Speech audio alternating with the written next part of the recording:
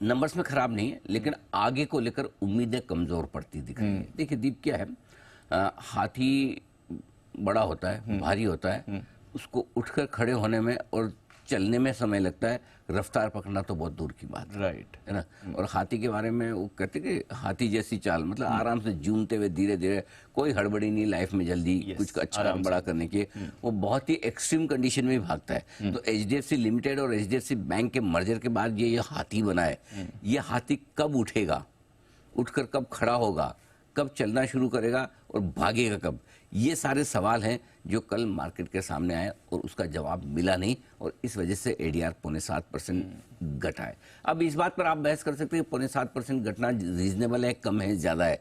मेरे ख्याल से रीजनेबल है, रीजनेबल क्यों, ठीक है। 4 से 5% भी घटता तो काफी था, बट कोई बड़ी बात नहीं। अगर 7% भी घटा है तो हो सकता है आपकी मेरी एक्सपेक्टेशन एचडीएफसी बैंक से कम हो, लेकिन एचडीएफसी बैंक से सबसे ज्यादा एक्सपेक्टेशन किनको होगी, एफआईज को।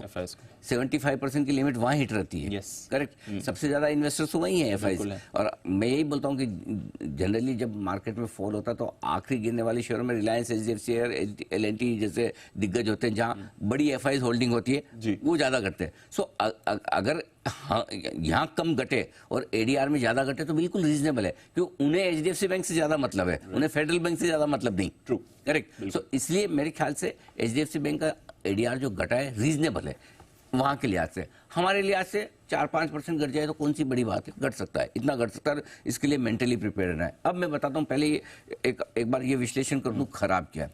पहली चीज, नतीजे हर एक पैरामीटर पर अनुमान से कम रहे।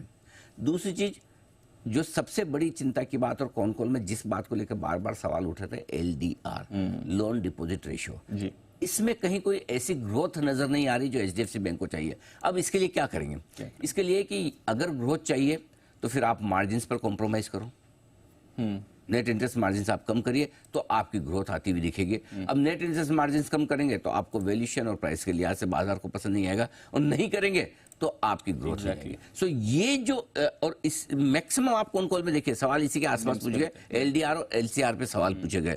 प्रोविजनिंग बढ़कर आई है, बाकी इंटरनल ठीक है, एक क्वार्टर के हो सकते हैं, बाद के हो सकते हैं, कम ज्यादा हो सकते हैं, वो अपनी जगह। प्रोविजनिंग बढ़ के आना भी कोई अच्छी बात नहीं है, और वो भी बाजार को कम पसंद आया है। लेकिन सबसे बड़ी बात ये, मैनेजमेंट ने सवालों के जवाब सारे दिए, शांति से दिए, लेकिन फिर भी बाजार को ये कॉन्फिडेंस नहीं आ रहा है, एनालिस्ट को ये कॉन्फिडेंस नहीं आ रहा है कि भाई ये ग्रोथ वापस ट्रैक पर आएगी, और अगर आएगी ट्रैक पर तो बिना किसी मार्जिन्स पर दबाव के आएगी।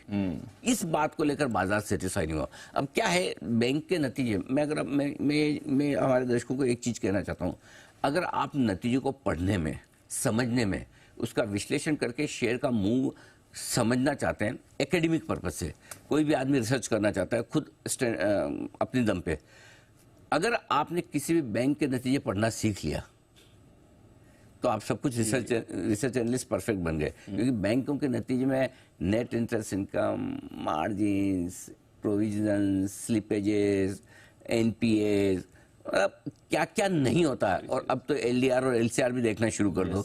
मतलब कौन सी चीज बैंक के रिजल्ट में कब ट्रिगर करेगी ये अंदाज लगाना बहुत मुश्किल है। और इसलिए मैं कई बार कहता हूं कि बैंक के रिजल्ट से जब भी मार्केट के दौरान अगर कोई रिजल्ट आता है, फ्लैश होता है, उस पर ट्रेड ही मत करो, देखो ही मत, क्योंकि अंदर कौन सा ट्रिगर ऐसा होगा जो बाजार के लिए इंपॉर्टेंट होगा, वो हर बैंक में अलग हो सकता है, हर बैंक में अलग हो सकता है। सो आई थिंक एचडीएफसी बैंक के ग्रोथ को लेकर बाजार का कॉन्फिडेंस हिला हुआ है, और इसी वजह से कल एडीआर में तेज गिरावट आती दिखी, पहली चीज।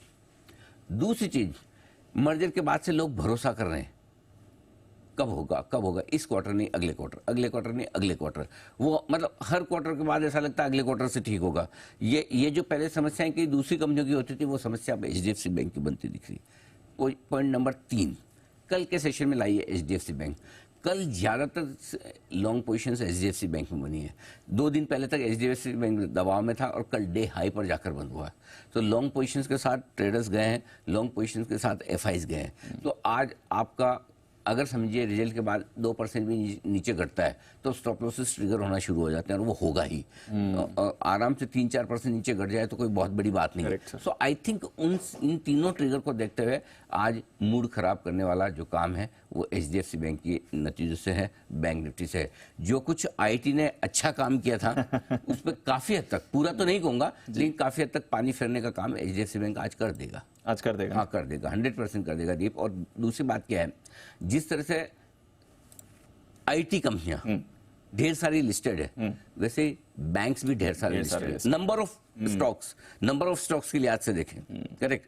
सो IT में भी बहुत सारे नंबर ऑफ स्टॉक्स है, बैंक्स में भी बहुत सारे नंबर ऑफ स्टॉक्स है, और फेडरल बैंक ने भी कोई ऐसा कुछ कमाल नहीं करके दिखाया कि जिससे मैं, तो अब बड़ा सवाल आपके लिए कि अगर छोटे और बड़े दोनों बैंक रिजल्ट्स में ऐसा धुआंधार कुछ नहीं दिखा रहे तो फिर क्या, एंड व्हाट नेक्स्ट, तो वो बड़ी दिक्कत है। और इसलिए आज का मूड बिगाड़ने वाला काम HDFC बैंक से। मुझे डाउ के 200-300 पॉइंट से बहुत फर्क नहीं पड़ता, कोई फर्क, बहुत ज्यादा फर्क नहीं पड़ता, लेकिन हमारे अपने ट्रिगर्स में रिजल्ट सीजन की जो शुरुआत हुई, अगर हम बढ़े हैं, लाइफ हाई बनाया है 22,124 पर, तो वो IT शेयरों ने बनाया है, और अगर घटेंगे तो HDFC बैंक और बैंक निफ्टी की वजह से घटेंगे। HDFC बैंक अगर क्या मतलब घटेंगे, अगर तो क्यों लगा रहा हूँ, घटेंगे। हाँ, उस पर मेरा सवाल भी है सर, बट एक बार क्योंकि HDFC बैंक की बात हो गई है, एक बार इस पर रिजल्ट रिव्यू भी आपका ले लेते हैं, जो लेवल्स की आपने बात करी वो जान लेते हैं, बिल्कुल अनिल जी के लिए।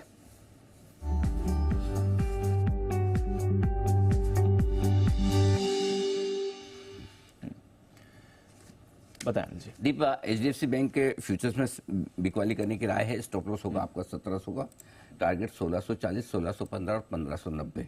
1640, 1615, 1590। बड़े गैप के साथ ना खुले।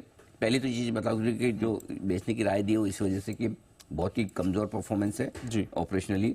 ADR 0.7% घटा है, ठीक है, हम ADR जितना ना भी घटें लेकिन अच्छा खासा घटेंगे। शॉर्ट करें सिर्फ अगर बहुत ज़्यादा गैप डाउन ओपनिंग ना हो तो, मतलब 2-3% तक नीचे खुले तब तक बेचने में हर्ज नहीं, उससे ज़्यादा खुले तो फिर थोड़ा देख के उसके बाद बेचे कि कितनी लॉन्ग अनवाइंडिंग होती है और कितनी फ्रेश शॉर्ट बनती है। और बात वही है, लोन डिपॉजिट रेशियो जो है वो उनके लिए बड़ी चिंता की बात है, जहाँ पर आपको फोकस करना है। जी, गॉट इट। चलिए HDFC बैंक ये तो आपके लिए एक क्लियर सेल हो ही गया। अच्छा,